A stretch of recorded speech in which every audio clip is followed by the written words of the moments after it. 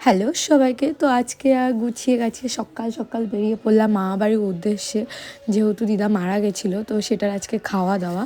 তো মা বাবা অলরেডি ওখানে আছে, শুধু আমি আর ভাই যেহেতু পৌঁছাতে পারিনি, তো আমি আর ভাই আজকে যাচ্ছি। সকাল সকাল দুজনে বেরিয়ে পড়েছে, আর দেখতে দেখতে দেখো কথা বলতে বলতে মামাবাড়ি চলে আসলাম। আর মামাবাড়ি আসলে সত্যি কথা বলতে খুবই ভালো লাগে, যেহেতু চারি সাইডে মাঠ, মানে গ্রাম গ্রাম একটা পরিবেশ। দেখো আমরাও গ্রামেই থাকি, বাট আমাদের এদিকে চাষবাসটা এরকম হয় না। আর মামাবাড়ির দিকে না চাষবাস খুব ভালো লাগে, মানে খুবই ভালো লাগে। আর আমরা দেখো এখানে দাঁড়িয়ে দাঁড়িয়ে সব ভাই বোনরা কথা বলছিলাম। তারপর বলতে বলতে অর্ঘ্য বলছে যে মাসি ওখানে কুল ক্ষেত আছে, চলো যাই। আর যে চল যাই তাহলে কুল ক্ষেত। আমরা আবার জিজ্ঞেস করেছি যে কিছু বলবে না তো? বলছে না না কিছুই বলবে না, ওটা ছাড়া।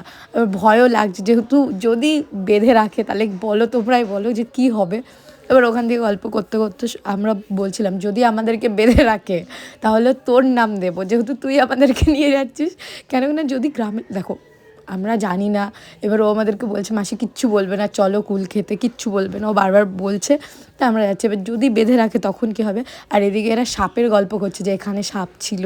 আমি বলছি তাই? আমি আরও ভয়তে বলছি আমি ওই সাইডে যাবো না, এই সাইডে যাবো। তারপরে মাঠের মধ্যে ওই সাইডে চলে আসলাম। আর এদিকে দেখো এদিকে পুরো লেবু ক্ষেতের মানে চাষ করা, কী বলে গন্ধরাজ লেবু, গন্ধরাজ তো, হ্যাঁ গন্ধরাজ লেবু, পুরো ওটা লেবু বাগান। আর ওই সাইডে কুল ক্ষেত।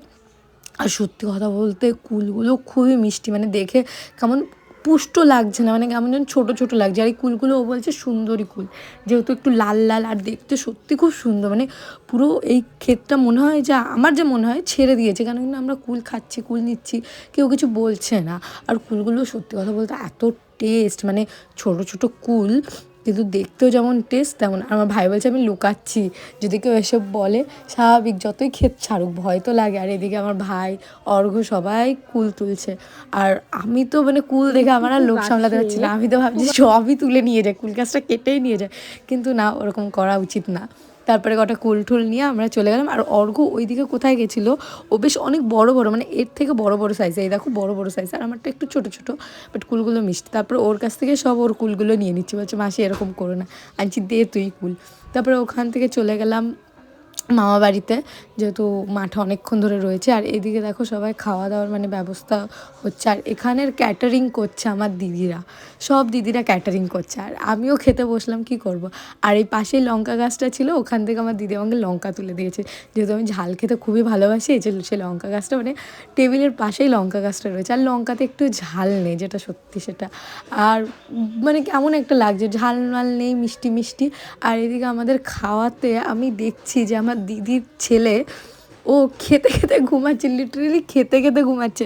মানে এর আগে ও পাঁপড় খাচ্ছে, দেখো ওই দেখো চোখটা বন্ধ করে খাচ্ছে। আমার এত হাসি লেগে যাচ্ছে, দিয়ে ওর ঘুম পাচ্ছে, বলছে হ্যাঁ ওর ঘুম পাচ্ছে।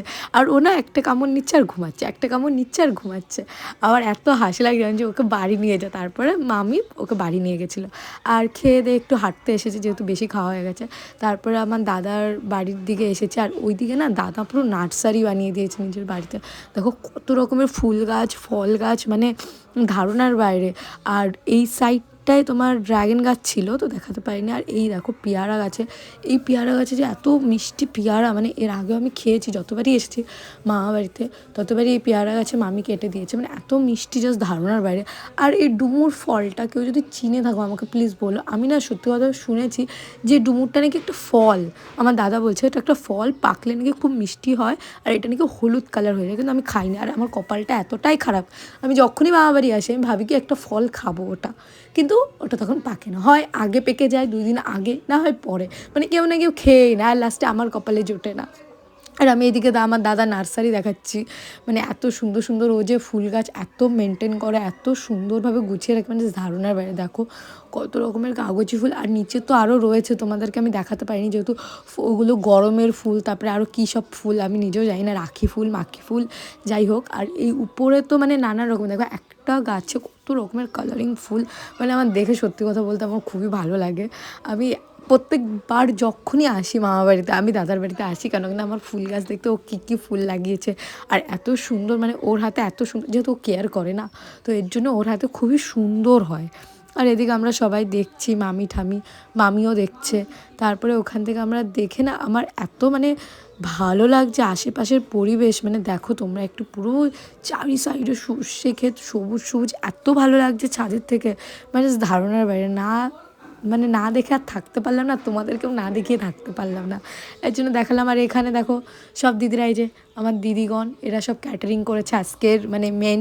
আর ওরা খাচ্ছিলো, তো আমি ওদের সাথে একটুখানি ছেড়খানি করছিলাম, যেহেতু ওরা খাচ্ছে, আনছি আর খাস না তোরা একটু কম কম খা। মানে খুবই মজা হয়েছে, মানে দিদিদের সাথে থাকলে সত্যি খুবই মজা আসে। আর এই সাইডে বৌদি রয়েছে, মানে সবাই আমরা খাচ্ছি, গল্প করছি, মানে এই দিনটা আবার কবে আসবে জানি না, হয়তো আমরা চলে যাব, যে যার কাজে ব্যস্ত থাকবে।